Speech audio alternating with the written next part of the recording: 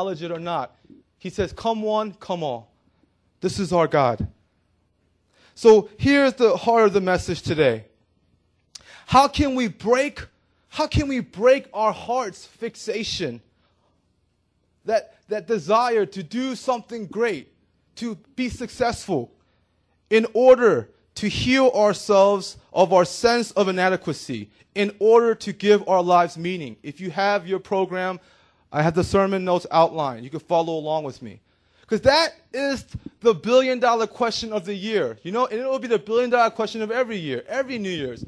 How can I remedy this feeling of inadequacy? Remember my quote from Madonna last week? Not Madonna, but Madonna the diva, the pop singer. She says that every time she feels like somebody, it dissipates, it falls apart, it crumbles, and then she has to all over prove again that she is somebody. This deadly fear of inadequacy. How do we break our heart's fixation on doing something great, doing something better than everybody else, in order to heal ourselves of our sense of inadequacy, in order to give our lives meaning? Because the reason that you and I are chasing after this quicksand, while you and I are chasing after the wind, if I can say that, it's because without it, who are we? Who are we? One day you may lose your job, my friends, and one day you may be put on academic probation. And then you will have to ask yourself, who am I if I'm not doing anything? Where do I belong? And I mentioned that the third lesson that I really want to park upon today is that the only way that we can see that we don't have to do something great is to understand God's salvation. That we don't have to accomplish a spectacular feat because Jesus already has. Jesus already has. And all we have to do is just wash. All we have to do is just wash. I know our parents say otherwise. I know our friends say otherwise. And I know that we feel like a loser when we're not on the inside. Last week I talked about that salvation, this gift that can free us from this enslavement of success, is a free gift that can free us. But just because it's free doesn't mean it was cheap. See, Naaman was cured of this disease called leprosy.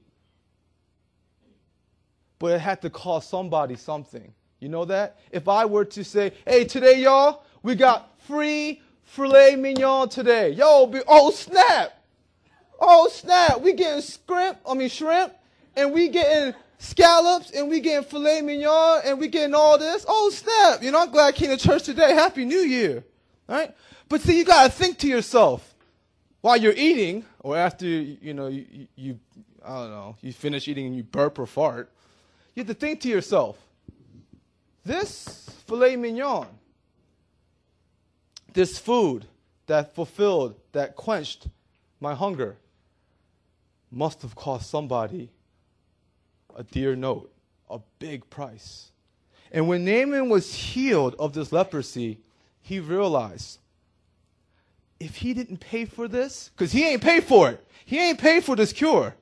He ain't go to CVS and go over the counter and pay for it. If he is cured of this anxiety, this feeling of inadequacy that came from leprosy, who paid for it? Who in the world paid so that I could be healed? Because in this world, ain't nothing free. And if it says it's free, you got to read the fine print. The hidden charges, ain't it? But there were no hidden charges to this God of grace. What gives? See, what we must understand about this God that frees us from the chains of success, from the chains of inadequacy, is that he paid the debt. Last week I shared that I came home from a party with my mother and father when I was 6 years old, and we used to live in Baltimore City. And when we used to live in Baltimore City, I used to I used to come home and then walk up my dad's store, and we used to live on top of my dad's convenience store on North Avenue in Braddock. And one evening, we came home later than usual. I think we were doing something called GAA, it's a legal social thing. I don't know if you know about it. But we came back from this money laundering thing and dinner. And some of y'all know about it. And we came into the door, and everything was busted. Everything was just thrown across the place. We had been robbed. And I told you guys that there was a time in my life, it's hard to tell, but I hated black people because of what they did to my mother and father, how they would come up to my mom and dad and do ching-chong noises and make fun of them and moon them and make fun of the way they talk. And all my parents could say was, "You too." That's all they could say. And when you have that type of anger and when you feel that those people owe you, there's only two things you can do. Either for the rest of your life or their life, they pay for what they've done wrong to you. Or you absorb the debt and you forgive them. Those are the only two options. Either they pay for the rest of their life for what they've done to my parents, or I take the loss. I pay the price myself. And I forgive them. You know, one time also my mother, when we used to own a restaurant called Chonggak in Baltimore City, late at night, a drunk patron hit my mother with a chair, and she went to the hospital. You know, I could have looked for that man, and I could have killed him. I could have very well killed that man for what he did to my mother. But by the Lord's grace, I needed to absorb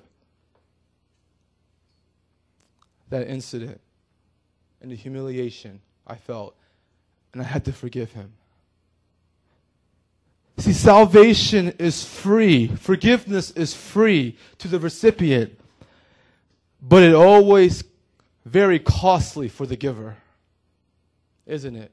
See, salvation is free for the recipient, but it's very costly for the giver. And when God is trying to set us free from this desire to become more, to do something great, He paid the price so that you don't have to do anything great anymore. I mean, if you do it, that's great. It's a gift from God. But if you don't do it, it's all good.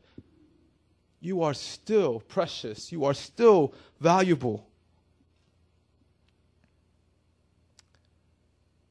There is an unsung hero to this story that I want to mention before I close. Something that you and I need to think about because there is an application to this story. All right? The unsung hero of the story is this little slave girl from Israel. And she comes so quickly into the story, and she exits so quickly that people forget she was even there, like a gust of wind. But if you read in verse 2, it says that they had taken captive a young girl from Israel, and she was a slave to Naaman's wife. And in verse 3, she says to Naaman's wife, "If only my master would see the prophet who was in Samaria, he would cure him of his leprosy." And then she leaves the story, never to be heard again.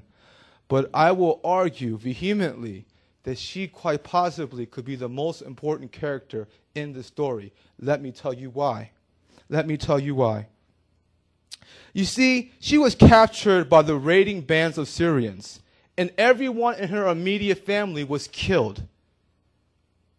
At best, if they weren't killed right in front of her eyes, they were sold separately to different families, much like what happened in our country with the Africans.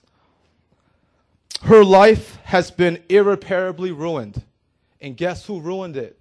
Guess who ruined this little girl's life? Captain Naaman.